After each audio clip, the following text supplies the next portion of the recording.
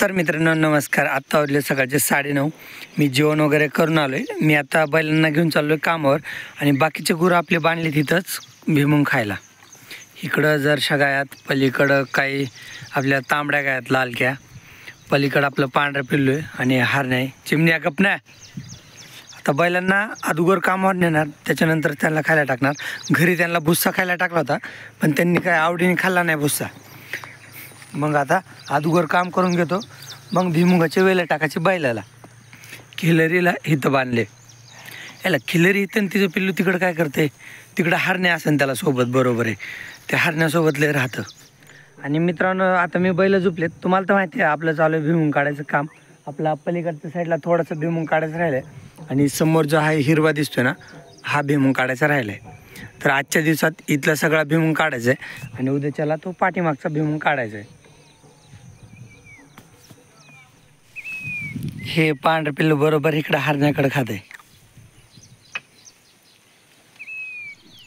चिमणी चिमणी आहे.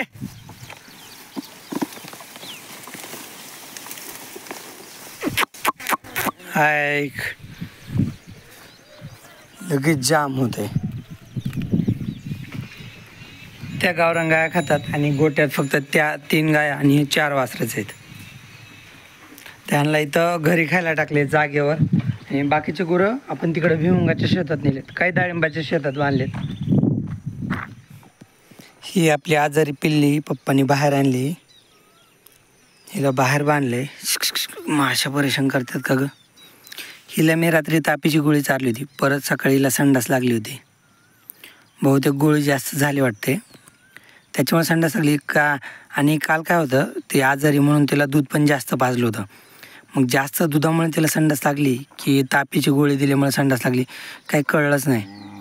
पण सकाळी मग तिला संडास लागली होती, परत मग सकाळी संडासची गोळी दिली तिला.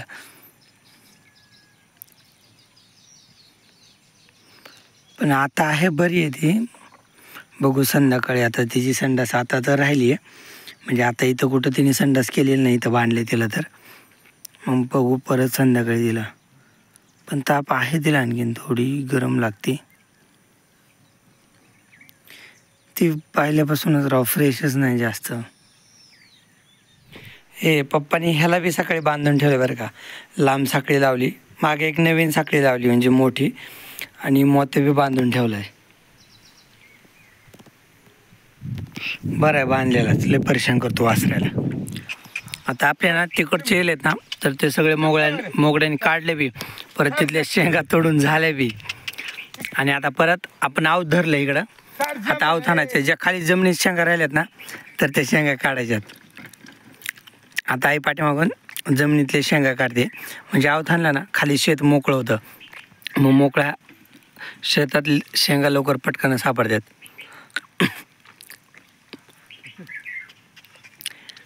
तो मोठा बैल कसं करतोय, पप्पांना चलतच नाही, बाहेर निघतो. म्हणजे सॉफ्ट चलतच नाही, तो मान पण बाहेर काढतो आणि हे पण अंग पण बाहेर काढतो तो. आता हे शेत आवथाणून घेतलं नाही बघा, ह्याच्यात अशा शेंगा सापडतात. परत थोडंसं खाली उकरलं ना,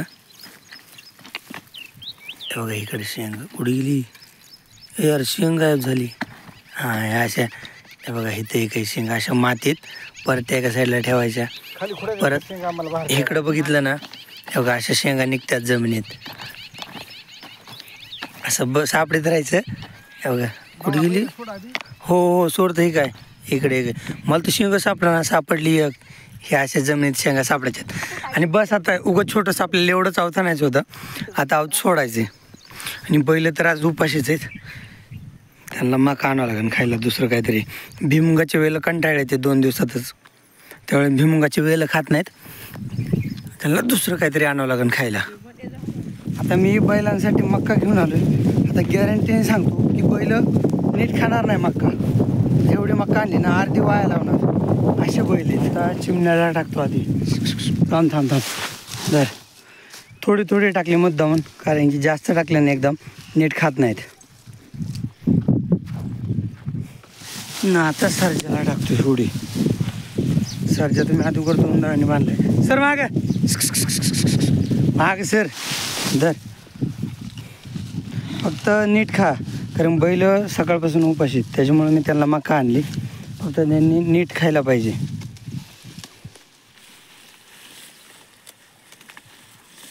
चला आता मी खिलेरीला पाण्या घेऊन जाणार आहे आणि पिल्ल्याला खिलेरी सोबत, कारण परवा दिवशी त्याला एकट्याला नेलं तर ते पाणी पिलं नाही, काल हरण्यासोबत नेलं तर हौदात पडलं, म्हणून त्याला आज आईसोबत न्यायचं. चल खिलेरी तू येतं ते, चल रे बाबा. तर हौद भरून व्हायला लागलं आहे, आता बोर बंद करावं लागेल. काल बघितलं ना, काल असं होतं, त्याच्यामुळं मी पिल्ल्याला गायसोबत आणत नव्हतो, कारण गायला पाणी पिऊन देत नाही, परेशान करतो म्हणून. पण आज व्यवस्थित नीट पाणी पित आहे. आता सावध राहीन, त्याला माहिती आहे आता हौदात पडते म्हणून. मला लय हसू येतं. आपला सर्ज आहे ना 4-5 वेळेस हौदात पडला आहे. लहानपणी तर 3-4 वेळेस पडला, आणि एकदा मोठा होता त्यावेळेस चिमण्याने पाडलं. चिमण्याने सर्जाच्या अंगा मागून उडी घातली तर सर्जा डायरेक्ट हौदातच पडला. असा चिमण्या नाही गेला कधी हौदात. शुभश्री पडली होती एकदा बरं का, एकदा खिल्लारी अर्धी पडली होती हौदात, एकदा शुभश्री पण हौदात पडली होती. म्हणजे कसं पाणी जरा खाली होतं, हौदात खाली गेलं तर शुभश्री पाणी प्यायला आली तर तिचं मुंडकंच पुराणं, मग तिला वाटलं आपले हौदातच उतरावं. लहान होती, मग तिने 2 पाय हौदात टाकले तर तिला शुभश्रीला महाग येते ना पुढं जाते ना, मग बळच तशीच पुढं गेली हौदात, आणि पाणी पण कमी होतं, मग बळच काढले मी बाहेर. पण त्यावेळेस लहान होती शुभश्री. तर तसं एक काली पिल्लू पडलं तर हौदात. असे पडतात गुरं, म्हणजे जास्त करून लहान वासरच पडते ते हौदात.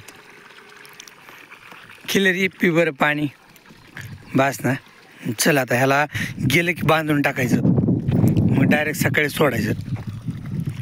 चल हरण्यात आज निवांत पाणी पी. काल वासऱ्याने पाणीच पिऊन दिलं ना हरण्याला. सर माग बैलांना थोडी मका टाकून संपली हो मका. एकदम टाकले नाही, एकदम टाकले हो तर ते काही खातच नाहीत. तरी सर्जनी वाया लावलीच मका, खाली असलेली मका खात नाहीत बैल. आणि इकडं काय मका टाकली मी जॉन्टीला, परत इकडं खिलेरीला, आणि थोडीशी पिल्ल्याला टाकायची. दिवसभर मोकळंच आहे त्याच्यामुळे ते काय खाणार नाही, पण तरी बघू खात आहे का. लय दिवसातून भेटली ना खाईन ते मका. आता दिवसभराचे सगळे कामं झालेत आणि हे तर दिवसभर मोकळं होतं, तर त्याच्यामुळे आता त्याला खिल्लारीला पाजायचंच नाही. संध्याकाळी किती ओरडलं ना तर त्याला आता खिल्लारीला पाजायचंच नाही, कारण उद्या पण त्याला मोकळं सोडायचं त्याच्यामुळे. आणि आता गुरांचे तर सगळे कामं झालेत, तर आता बस फक्त बैलांना हौदा पाणी पाजायचं आणि घरी नेऊन बांधायचं, मग झाले गुरांचे काम.